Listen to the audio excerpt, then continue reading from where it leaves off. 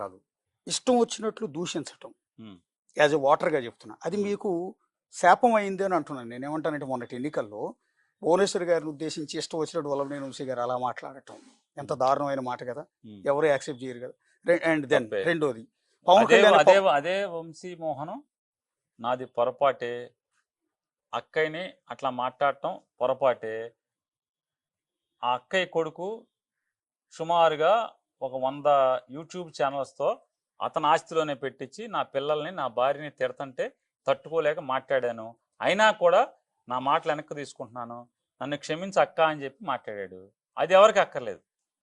అంటే అట్లా కాదు కాదు అది సార్. ఎవరికి అట్లా కాదు అది సార్. ఎవరికి అట్లా కాదు. అక్కర్లేదు. అది ఒక ఎవరికి ఒక అక్కర్లేదు. ఒక ఏమాత్రం ఇప్పుడు జగన్మోహన్ కాదు. వినండి సార్, జగన్మోహన్ రెడ్డి గారు ఏమన్నా అనిపించాడా? జగన్మోహన్ రెడ్డి గారు పక్కన కూర్చుండగా అసెంబ్లీలో వంశీ మాట్లాడాడా? జగన్మోహన్ రెడ్డి గారు బహిరంగ సభలో కూర్చుంటే వంశీ అన్న ఆ డయాస్ మీద నుంచుని అన్నవరం వెళ్తే మాట్లాడాడా? అతను ఒక ప్రైవేట్ యూట్యూబ్ ఛానల్కి ఇచ్చిన ఇంటర్వ్యూలో అది మాట్లాడాడు. అది జగన్మోహన్ రెడ్డి గారు చూడాలని రూల్ లేదు కదా. ఆ జగన్మోహన్ రెడ్డి గారు ఏం చూడలేదు కదా. అంటే మీకు ఇక్కడ లాజిక్ చెప్తాను సార్. చెప్పండి లాజిక్ చెప్తాను. చెప్పండి మీరు కూడా ఆ చెప్పండి. రోజు అసెంబ్లీలో ఉన్నారు. ఉన్నాను నేను ఉన్నాను. నేను జర్నలిస్ట్‌గా అడగట్లే, ఇక్కడ పబ్లిక్‌గానే అడుగుతున్నా. ఆ రోజు చంద్రబాబు గారు అసెంబ్లీ నుంచి నమస్కారం పెట్టి వెళ్ళిపోయిన రోజు, నేను 45 ఏళ్ల నుంచి పరువు కోసం బతుకుతున్నాను. నా పరువు తీశారు. వాళ్ళు నా భార్యను ఉద్దేశించి దారుణంగా మాట్లాడారు. ఆ రోజు అంబటి సార్ రాంబాబు నేను అసెంబ్లీలో మీరు అంబటి మీరు రాంబాబు మీరు మీరు అంటున్నారు కదా, నేను ఒక మాట కాదు చెప్తాను. సార్. అంబటి రాంబాబు వినండి ఆ రోజు వినండి, అసెంబ్లీలో నేను ఒక మాట చెప్తాను. ఏమన్నారు? మాధవరెడ్డి గురించి కూడా నేను మాట్లాడాల్సి ఒక ఉంటుంది మాట అన్నమాట. నేను ఒక మాట తర్వాత చెప్తాను. లోకేష్ ఎవరికి పుట్టారు అన్న మాట అసెంబ్లీలో ఎమ్మెల్యేలు అన్నది అన్ని రికార్డెడే కదా. లోకేష్ ఎవరికి పుట్టారని పొరపాటున అనలా. రికార్డెడ్ ఉన్నాయి కదా. అనలేదు. మీరే రేస్ రికార్డ్ ఓపెనే, నేను యా ఉన్నాను. అది అనలేదు, అది అనలేదు. రెండోది మీరు ఇంతగా మాట్లాడుతున్నారు కదా, సీమరాజు అనే ఒక ఎదవ. యా వినండి, ఉమ్. అసలు నా భార్యకి ఏం సంబంధం? నా భార్య గురించి అసభ్యంగా, అసహ్యంగా, ఒక తోటి ఆడమనిషి గురించి మాట్లాడినంత అసహ్యంగా మాట్లాడాడు. అటువంటి ఆడితో నువ్వు అంటే బాగా మాట్లాడావని చెప్పి చంద్రబాబు ఇట్ట ఫోటో దిగాడు. Yeah yeah. ఈ మధ్య సీఎం అయ్యాక దిగాడు. దాని అర్థం ఏంటి? యా రేపొద్దున అంటే మీరు అదే మీరు చెప్తున్నా, మీరు అధికారంలోకి మీ మీ వచ్చాక భార్యని అంటేనేమో యా, అనకూడదు ఎవరు, కానీ ఊరందరి భార్యని నువ్వు అనిపిస్తావు. వంశీని ఎప్పుడు కూడా జగన్మోహన్ రెడ్డి గారు బాగా మాట్లాడే వంశీ భలే మాట్లాడేవని అనలా. తెలియదు ఆయనకి. అసెంబ్లీలో ఆయన అడిగాడు, ఏంటి అసలు ఈ గొడవ ఏంటి, రచ్చ ఏంటి, ఇదంతా ఏం జరుగుతుందని ఆయన అడిగాడు. అసలు ఏంటిదంతా అంటే అప్పుడు ఇదంతా జరిగిందని చెప్పారు. కానీ అది మీకు వినండి. డ్యామేజ్ అవ్వలేదు ఎన్నికల్లో? ఎవరండి ఆ మాట సార్? ఆ మాట మీ ఒక మాట, పార్టీకి డ్యామేజ్ అయిందా? జరిగిందా లేదా ప్రజలు చెప్పాలి. జరిగిందా లేదా ప్రజలు చెప్పాలన్నా అంటే వంశీ అన్న మాటని అదే ఒక ప్రైవేట్ యా యూట్యూబ్ యా. ఛానల్లో మాట్లాడిన దాన్ని వైఎస్ఆర్ కాంగ్రెస్ పార్టీకి జగన్మోహన్ రెడ్డికి ఆపాదించి తప్పుడు విష ప్రచారం చేశారనేది మేము చెప్పే మాట. అది జగన్మోహన్ రెడ్డి గారి ఆలోచన కాదు, జగన్మోహన్ రెడ్డి గారి సంస్కారం కాదు అట్లా మాట్లాడించడం. వంశీ వెంటనే దాన్ని నాది తప్పు అక్క, ఇట్లాగే చెప్పాడు, అక్క నాది తప్పు నిన్నంటాం.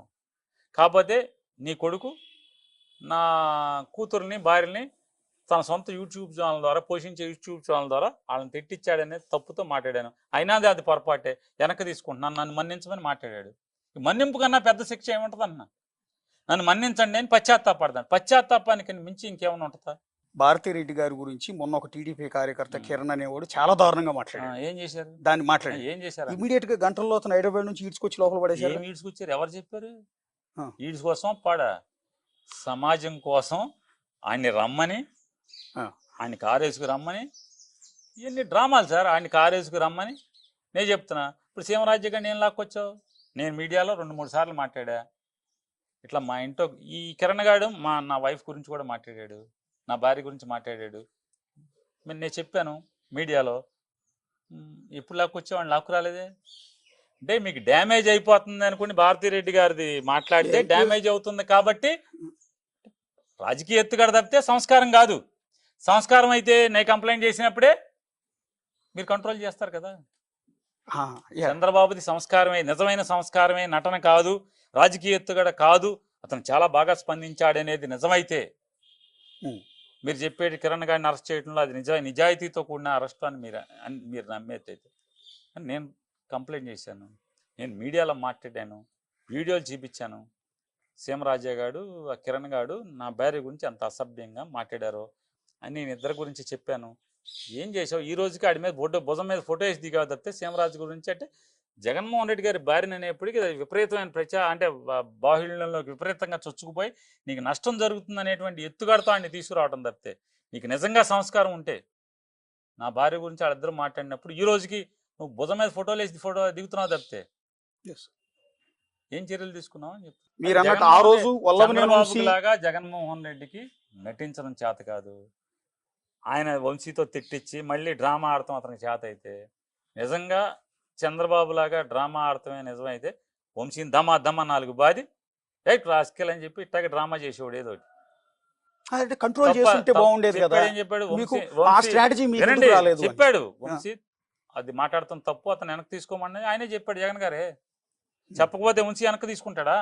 చివరిగా ఒక్క మాట అండి, అంటే బేసిక్గా ఇప్పుడు రెడ్ బుక్ని చూస్తే మొత్తం వైసీపీ నాయకులందరికీ కూడా కొంతమందికి ఏమో గుండె జబ్బులు వస్తున్నాయి, ఆపరేషన్ చేయించుకుంటున్నారు, ఇంకొంతమంది ఏమో పారిపోతున్నారు, ఇంకొంతమంది ఏమో వణుకు పుడుతోంది అని లోకేష్ గారు పదే అంటూ ఉన్నారు. నిజమేనా అది? నిజంగా రెడ్ బుక్ని చూసి లోకేష్ గారు- వైసీపీ నాయకులు వణికిపోయే పరిస్థితి ఉందా? లోకేష్ గారు గన్నవరం పాదయాత్ర మీటింగ్లో ఆయన మాట మాట్లాడాడు. వంశీకిను గుడివాడ ఎమ్మెల్యేకిను గన్నవరం ఎమ్మెల్యేకి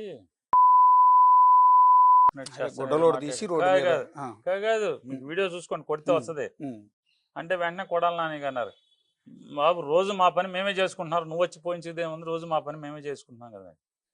ఇప్పుడు కొడాలి నానికి ఎప్పటి నుంచో ఆర్ట్ బ్లాకులు ఉన్నాయి, దాన్ని అశ్రద్ధ చేశాడు. అంతేగాని ఒక్కసారి మూసుకుపోతాయి ఏంటి, అమ్ము లోకేష్ పుస్తకం వచ్చిందని చెప్పని మొత్తం రక్తాణాలు మూసుకుపోతాయా? డ్రామాగా నాటకంగా బాగానే ఉంటాయి డైలాగులు, కానీ వాస్తవం సైన్స్ ఏంటి? బ్లడ్లో కొలెస్ట్రాల్ కొంచెం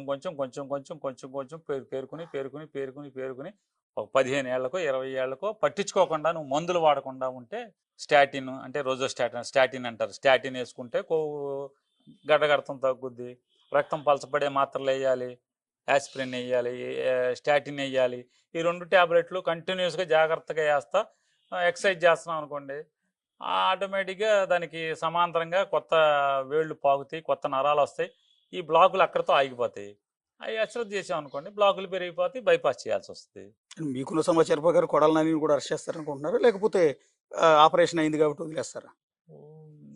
రెడ్ బుక్ వాళ్ళకున్న కసి ఇటు ప్రకారం అంటే మన ఇతను లోకేష్ మాట్లాడే భాషను బట్టి అయితే ఒక 6 నెలలు బెయిల్ వచ్చేస్తుందేమో, నానికి బెయిల్ వచ్చేస్తుందేమో, బైపాస్ జరిగింది కదా, ఒక 6 నెలలు 7 నెలలు పోయాక అతనికి బెయిల్ రాకుండా ఉండే ఆరోగ్యం అంతా మంచి కండ్ల బాగా చేసి జిమ్ చేసి రోడ్ల మీద తిరుగుతున్నప్పుడు బజార్కి వస్తున్నప్పుడు అప్పుడు స్టార్ట్ చేస్తాడని నేను అనుకుంటున్నాను. అంటే చర్చకు వచ్చిందో లేదో నాకు తెలియదు, కానీ వైఎస్ఆర్ కాంగ్రెస్ పార్టీ అధికారంలో ఉన్నప్పుడు కొంతమంది నేతల నోటి దురుసు, అది వల్లభనేని వంశీ కావచ్చు, జోగి రమేష్ కావచ్చు, అంబటి రాంబాబు కావచ్చు, రోజా కావచ్చు, లేకపోతే కొడాల నాని కావచ్చు, చంద్రబాబు నాయుడు లాంటి వ్యక్తిని, లోకేష్ లాంటి వ్యక్తిని పప్పుగాడని, ఆ నా కొడుకు ఈ నా కొడుకు అని ఇలా సంబోధించడం, ఇదంతా జనాల్లోకి నెగిటివ్గా వెళ్ళింది కదా. మీరు ఆ రోజు కంట్రోల్ చేసి ఉంటే ఇలాంటి పరిస్థితి ఉండేది కాదు కదా అని ఒపీనియన్, చాలా మంది ఒపీనియన్. సంస్కృతి 2014-19 మధ్యలో చంద్రబాబు నాయుడు ఈ దుష్ట సంస్కృతిని ఈ రాష్ట్ర రాజకీయాలకి ప్రవేశపెట్టిన తర్వాత ఇవన్నీ కూడా అస్త్రాలు అయిపోతున్నాయి. ఆ పార్టీగా నువ్వు వాటి నుంచి సినిమాలు చూపిస్తారు కదా, నువ్వు బాణం వేస్తే ఇటు నుంచి నేను బాణం వేయటం, నువ్వు అగ్ని బాణం వేస్తే ఇటు నుంచి వర్షం బాణం వేయటం, లేదా నువ్వు ఇంకో బాణం వేస్తే పాము బాణం వేస్తే ఇటు నుంచి ముంగేశ్వర గర్ద బాణం వేయటం. రాజకీయాల్లో ఈ విష సంస్కృతి, ఈ తిట్ల సంస్కృతి, ఈ అసభ్య పదజాల సంస్కృతిని ప్రవేశపెట్టినాడు చంద్రబాబు. ఇవాళ ఈ వ్యవస్థ పాడవటానికి, ఈ రకంగా అసభ్య పదజాలాలతో రాజకీయ నాయకులు మాట్లాడుకుంటాకి, ఒకరినొకరు తిట్టుకుంటాకి నాంది దాన్ని ఉద్ధరించినాడు చంద్రబాబే. ఇవాళ అందరం అనుభవిస్తున్నాం, అన్ని పార్టీలు తప్పట్లేదు. ఆడు బూతులు తిడితే ఇటు బూతులు, అంటే బూతులు తిట్టేవాడు ఎవరు లేడా? తెగదిట్టాకున్నారు, పచ్చి బూతులు తిట్టేవాడు. అది యాక్సెప్ట్ చేస్తాం. కాబట్టి ఇవన్నీ ఇప్పుడు లోకేష్ ఇంకొత్త సాంప్రదాయం తీసుకొచ్చాడు. యూట్యూబర్లకి జీతాలు ఇచ్చి వాళ్ళ ఇండ్లలో వాళ్ళని అసభ్యంగా బూతులు తిట్టిస్తాం. చంద్రబాబు ఒక విష సంస్కృతికి ఆయన నాంది వాక్యం పలికితే, లోకేష్ మరొక విష సంస్కృతికి ఇంకా దిగజారి ఇంకా హీనమైన సంస్కృతికి ఆయన నాంది పలికాడు. అంటే ఇవన్నీ ఎక్కడికి వెళ్తాయో రాజకీయాలు, ఆంధ్రప్రదేశ్ రాష్ట్ర రాజకీయాలు ఏ స్థాయికి దిగజారుతాయి కూడా మన చేతుల్లో లేని పరిస్థితిలోకి వచ్చేస్తాను. మీరు చంద్రబాబు నాయుడుని అరెస్ట్ చేయించారు ఆ రోజు అంతకుముందు స్కిల్ డెవలప్మెంట్ కేసు. అంతకుముందు జగన్మోహన్ రెడ్డిని సోనియా గాంధీతో కలిసి లాలూచి పడి అతను అరెస్ట్ చేయించాడు 16 మాసాలు. సరే, ఓకే, అప్పుడు అరెస్ట్ చేయించారని రివెంజ్ తో చంద్రబాబు నాయుడు మొన్న అరెస్ట్ చేయించారు. రేపు ఇక్కడతో అయిపోతే ఇప్పుడు దెబ్బకి దెబ్బ అయిపోయిందంటే అయిపోయింది. రేపు మళ్ళీ జగన్ అరెస్ట్ చేయించాడు కానీ మళ్ళీ ఖచ్చితంగా చంద్రబాబు అరెస్ట్ చేస్తారు. ఇవన్నీ మామూలే ఉందో కదా. మీకు ఆ సైన్ చంద్రబాబు నాయుడు గారు జగన్ గారిని అరెస్ట్ చేయిస్తారు అని? మీరు చంద్రబాబుని అడగాలి, పొద్దున వెళ్ళొచ్చినట్టు ఆయన అడగాలి, నన్ను అడుగుతారు, నాకేం తెలుసు. అంటే నేనేది ఏంటంటే మొన్న సరే, ఎక్కడో ఇవన్నీ ఆఫ్ ది రికార్డ్ బాబు గారు మాట్లాడింది ఇవన్నీ విన్నాము. ఊహాజనితమైన. కాదు కదా సార్, బాబు గారు మొన్న ఆఫ్ ది రికార్డ్ ఒక మాట అన్నారు, నన్ను అరెస్ట్ చేయించారు కాబట్టి నేను జగన్ అరెస్ట్ చేయించను అని. అంటే మీకు ఆ రాజకీయం ఎలక్షన్ కి 1 year ముందు చంద్రబాబు లాంటి వ్యక్తిని అరెస్ట్ చేసి జైల్లో పెడితే ఆయనకి సింపతి వస్తుందన్న విషయం మీరు ఎందుకు గ్రహించలేకపోయారు? మీలాంటి సీనియర్లు ఎందుకు సలహా ఇవ్వలేకపోయారు? బేసిక్ గా ఏంటంటే చంద్రబాబు నాయుడు గొప్ప నటుడు అండి. ఇది నేను చెప్పలా, సాక్షాత్తు పిల్లనిచ్చినట్టు రాజకీయాల్లో వెన్నుతట్టి పోషించినటువంటి నా నందమూరి తారక రామారావు గారు చెప్పాడు, నా అల్లుడు నాకంటే గొప్ప నటుడు అని. రామారావు 10 మంది రామారావు గారు కలిసి వచ్చిన, 10 మంది ఎస్వి రంగారావు గారు కలిసి వచ్చిన చంద్రబాబు నటనతో ఎవడో సరిపోడు.